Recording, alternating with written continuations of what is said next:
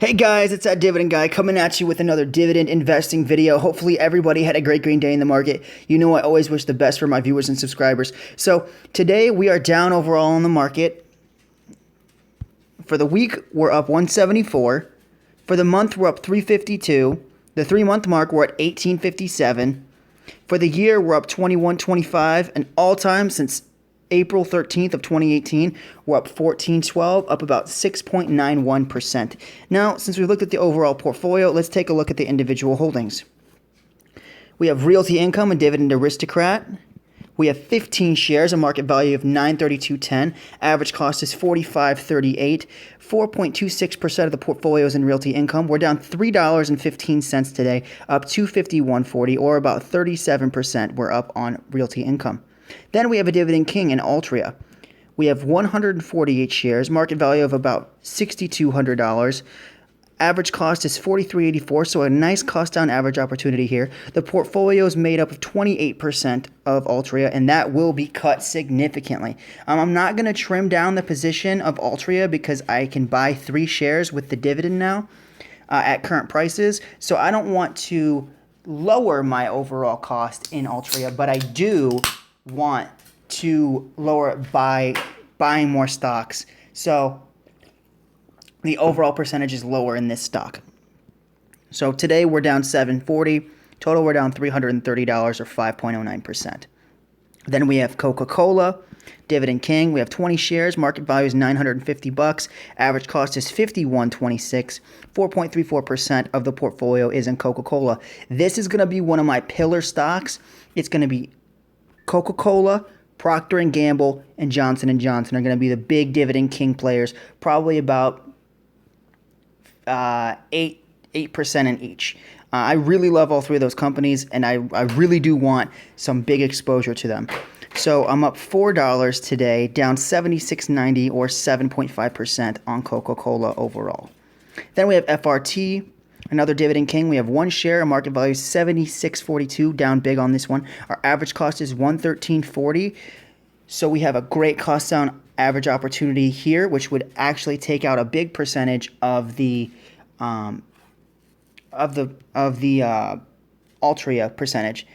So I'm planning on putting more money towards this stock instead of Altria. So 0.35% of the portfolio is in FRT. We're up 24 cents today, down about $37 or 32.61% on FRT. Then we go on to the next set of stocks with Lowe's.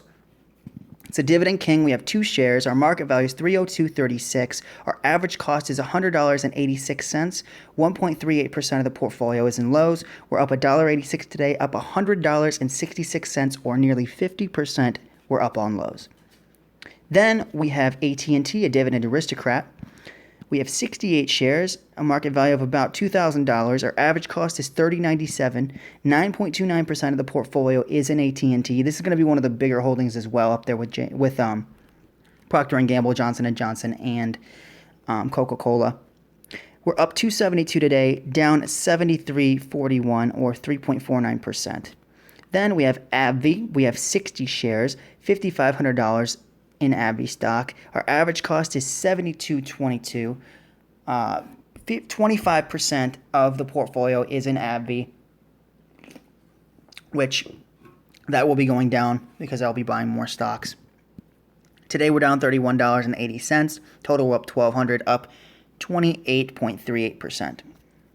Then we're on to 36912 with the Dividend King Target. We have 10 shares, about $1,300 of market value. Our average cost is $87.68. About 6% of the portfolio is in Target stock, down $360 today, up $413 or up 47.14% on Target. Then we have J&J, another Dividend King. We have 2 shares, market value of about $300. Average cost is $135.79. 1.35% of the portfolio is in J&J, and as I said, that's going to be closer to 10% because I love J&J stock.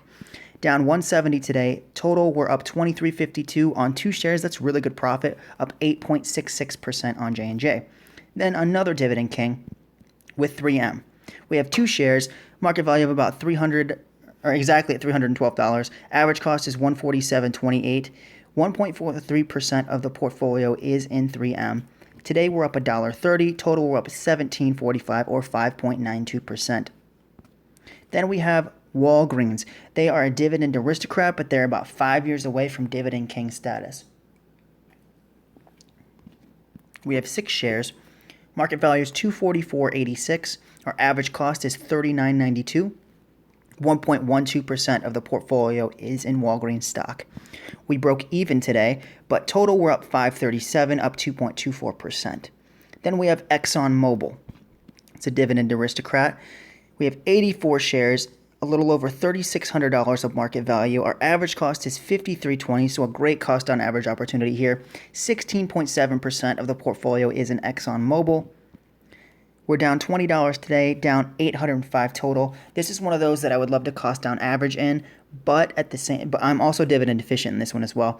But the problem is I don't want to have double-digit exposure to oil, so I'm going to be buying something for this set of months. It will be a different stock because I don't want to be so heavily exposed to the oil, in general. Then we have Aflac. One of my favorite dividend aristocrats, actually, because they're fairly priced. They're not super expensive. So at $35 a share, I can buy a pretty decent amount. Plus, like I said, they're a dividend aristocrat. They only pay 28 cents. But the thing is, they have a really low payout ratio. So I'm very comfortable holding them and confident that they have enough cash flow to grow the dividend for years to come. So this is one of those really long-term plays. I don't think insurance is really going to go anywhere. And I love the old Aflac commercials as well. So I have 1 share. Market value is $35.41. Average cost is $35.75. It's 0.16% of the portfolio. And Aflac isn't going to be a huge position. Probably one of the smaller ones for this set of months, just given the fact that we have 3 dividend kings, one that's becoming a king, and McDonald's is in this, as well as Consolidated Edison. So you have Target, J&J, 3M, Walgreens, McDonald's, and Consolidated Edison. So 6 out of the 8 stocks that are going to be paying me this month are either king status or they will be by the time I hit like 32. So within like 5 to 6 years, everything is going to be a dividend king, or all but 2 stocks. So this will be a smaller one of the in the aristocrat percentage of the portfolio, but I'm still happy to hold it.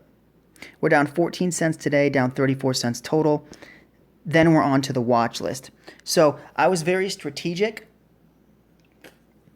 about my picks. I tried to have, for the dividend portion of the portfolio, try to have a very diverse set of stocks.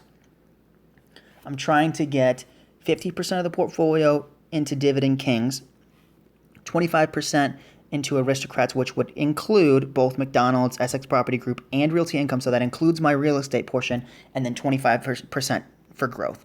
So that way I have most of my portfolio's dividends still. I'm very dividend focused. I'm staying very true to my strategy, but I feel like I'm missing out on the broader market gains when I don't have any growth.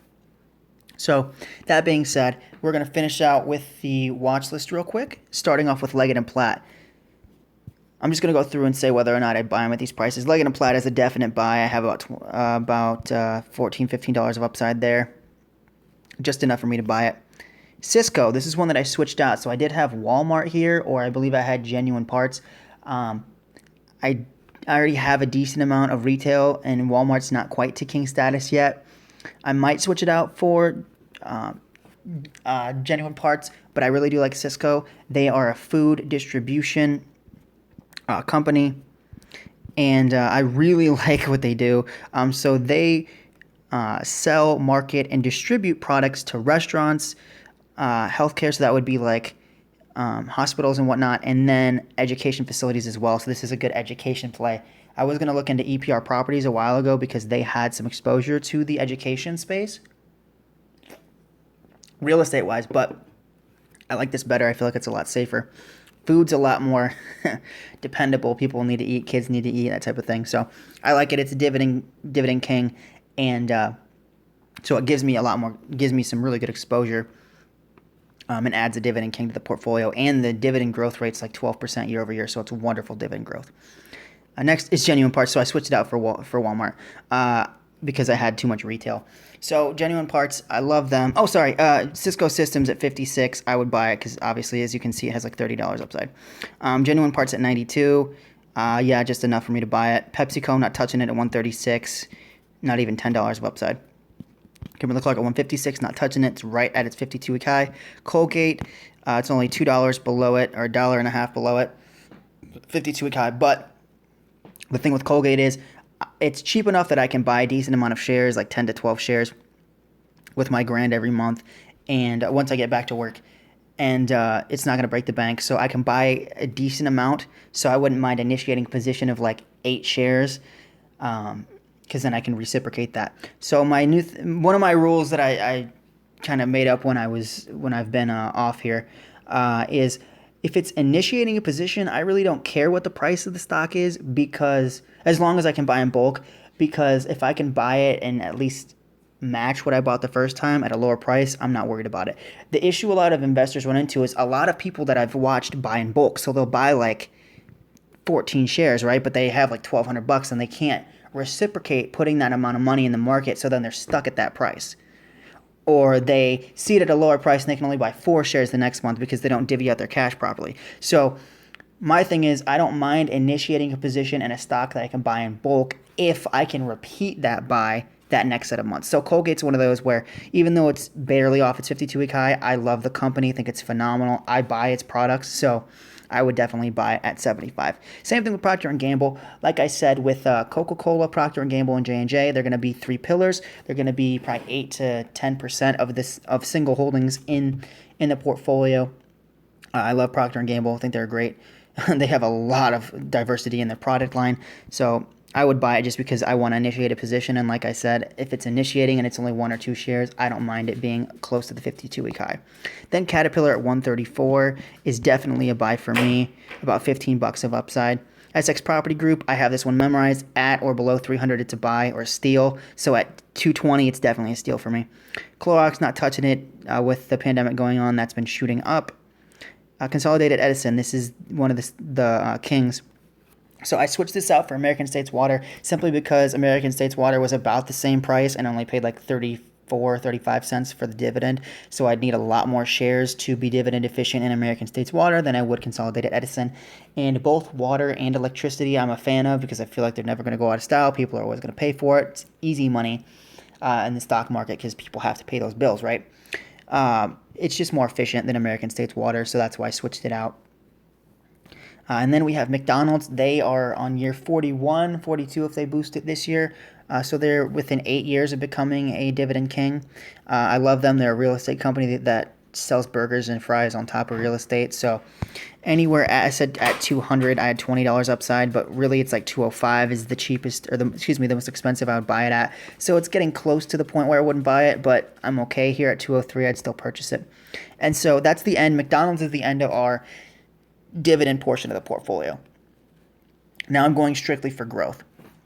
So first of all, we have Disney at 131. I would not be buying it. Well, yeah, I have enough upside. I bought it at a lower price. That's why I said that before when I bought Disney. But yeah, at 131, I still have $20 upside, so that's enough for me to purchase it. Then we have Berkshire at 205. At 231, definitely a buy for me. At least $20 of upside there. Facebook at 265. Not buying it. 52-week high is 266. Love you, Zuckerberg, but I'm not buying it at that price. It's up $16 today. Apple's doing the stock split. This one's my favorite of the growth stocks. I hear that it's going to be about $130 a share when it splits, so I definitely would buy it at those prices here, not necessarily. I feel like, well, obviously it's quote-unquote overvalued if they're splitting the stock. Then Google, McDougal, we have, it's one of my favorite growth stocks. Biggest search engine in the world. They own the Pixel and they own YouTube, the biggest video sharing platform in the world. So I'm very bullish on Google. I'm a huge fan of them. If I had to rate my growth stocks based upon how much I like them, though, it would go Apple first, then it would be Disney, then it would be Google, then it would be Berkshire, and then Facebook. So that's kind of where I'm rating them at. But so the new strategy is 50% in Kings, 25% in Aristocrats, and then 25% into the growth stock portion of the portfolio. So With that being said, guys, I'll see you tomorrow with another dividend investing video. Take care. Remember to hit the subscribe button on my YouTube channel, That Dividend Guy. Feel free to follow me on Instagram and message me there one-on-one personally. Ask me questions about stocks. I can review portfolios, help you guys out with purchases, anything like that. Keep in mind, I'm not a financial advisor, so any choices you make are on you. I'm not responsible for you losing or gaining money. I'm just happy to help people out on their investing journey. So thank you guys so much, and I'll see you tomorrow in another dividend investing video. Take care, guys.